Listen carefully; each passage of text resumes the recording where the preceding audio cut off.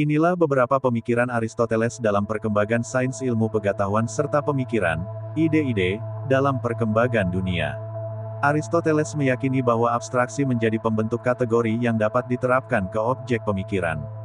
Aristoteles menganggap bahwa pemikiran manusia melebihi 3 jenis abstraksi yang membentuk filsafat, yaitu fisika, matematika dan manusia melampaui fisika ketika ia mulai berpikir saat sedang melakukan pengamatan.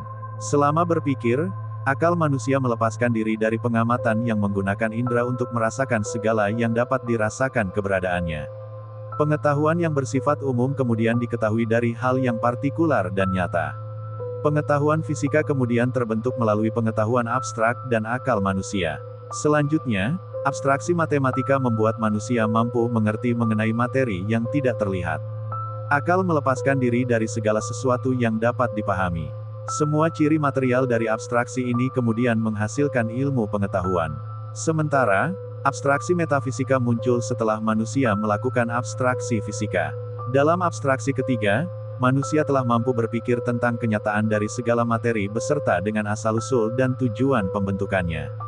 Aristoteles menganggap abstraksi ini sebagai filsafat pertama. Aristoteles menggunakan istilah filsafat pertama dibandingkan metafisika karena menurutnya semua filsafat berasal dari abstraksi ini. Filsafat pertama dalam pandangan Aristoteles dapat diartikan menjadi dua pengertian. Pertama yaitu sebagai ilmu yang menjadi asas pertama. Sedangkan yang kedua sebagai ilmu yang membahas keberadaan sebagai sebuah keberadaan beserta dengan ciri-ciri objek.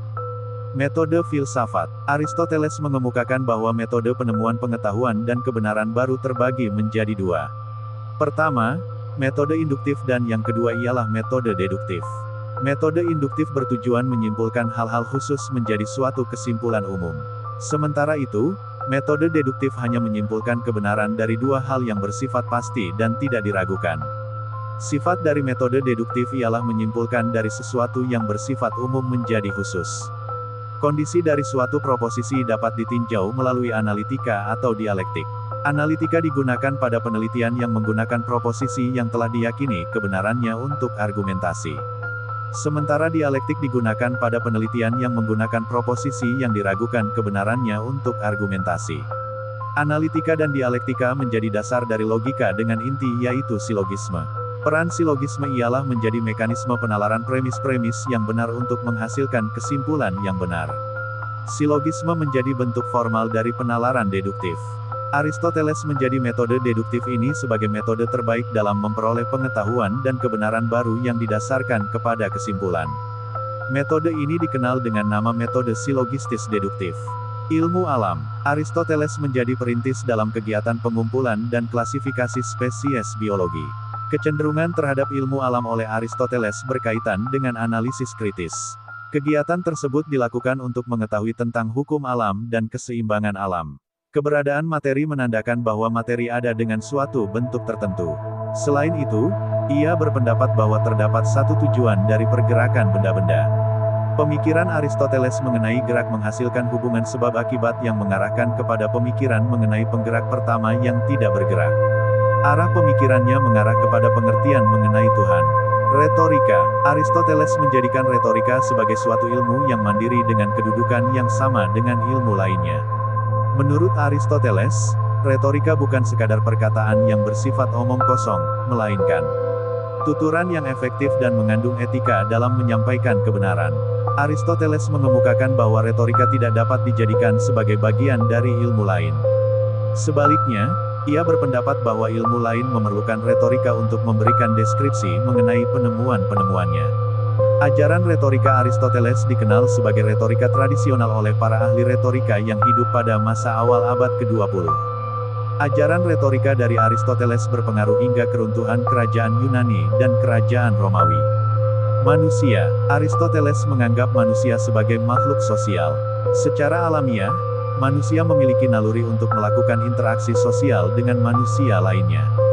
Selain itu, manusia juga memerlukan bantuan manusia lainnya. Manusia sebagai makhluk sosial diwujudkan dalam bentuk masyarakat yang saling terhubung dalam kesatuan biologis yang didasarkan oleh naluri. Politik. Aristoteles membedakan negara menjadi negara yang benar dan deviasi negara yang benar. Negara yang benar menurut Aristoteles terbagi menjadi monarki, aristokrasi, dan konstitusional. Sementara deviasi negara yang benar meliputi tiran, oligarki dan demokrasi. Pengecualian diberikan kepada demokrasi dengan penambahan hukum untuk dapat membenarkan penerapannya. Aristoteles menjadikan keberadaan hukum sebagai syarat penting bagi pembentukan negara. Suatu negara dapat memberikan manfaat maupun bencana politik kepada warga negara. Penentunya ialah kondisi pemenuhan kebebasan, hak asasi manusia, kepercayaan, dan harga diri dari warga negara. Pandangan politik Aristoteles ini bersifat normatif. Politik diartikan sebagai sarana pembentukan masyarakat dengan peluang yang besar untuk memperoleh kebahagiaan. Melalui politik, masyarakat dapat mengembangkan bakat, meningkatkan keakraban, dan menjunjung tinggi moralitas. Sementara itu, kekuasaan tertinggi pada suatu negara disebut sebagai kedaulatan. Aristoteles mengkaji mengenai kedaulatan yang diartikan sebagai unsur superior di dalam beberapa jenis konstitusi dengan suatu unit politik yang jumlahnya dapat tunggal maupun banyak. Hukum. Aristoteles merupakan salah satu filsuf yang menganut pandangan hukum alam. Ia menjadikan akal sebagai alat penentu keadilan yang bersifat mutlak. Ia membagi hukum menjadi dua, yaitu hukum yang ditetapkan oleh kekuasaan negara dan hukum yang tidak subjektif dalam penilaian kebaikan maupun keburukan. Pandangan yang tidak subjektif ini keberadaannya seakan-akan tidak ada karena sifat manusia yang selalu memiliki perbedaan pendapat terhadap hukum. Sementara itu, Aristoteles meyakini bahwa peran hukum sebagai sekumpulan peraturan bersifat mengikat bagi masyarakat maupun hakim. Psikologi. Aristoteles hidup pada masa manusia mulai menyelidiki persoalan kejiwaan. Setiap pernyataan hanya dibenarkan melalui argumentasi logis yang menggunakan akal.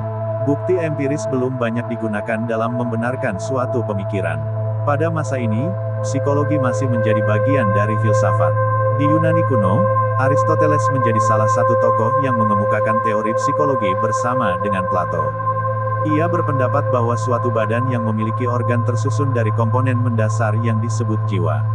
Kedudukan jiwa di dalam badan organis ialah sebagai komponen pertama dan utama. Jiwa dijadikan sebagai penyusun kehidupan pada materi yang membuatnya mempunyai struktur khusus. Manusia dalam pandangan ini terbentuk dari jiwa yang bersifat imanen.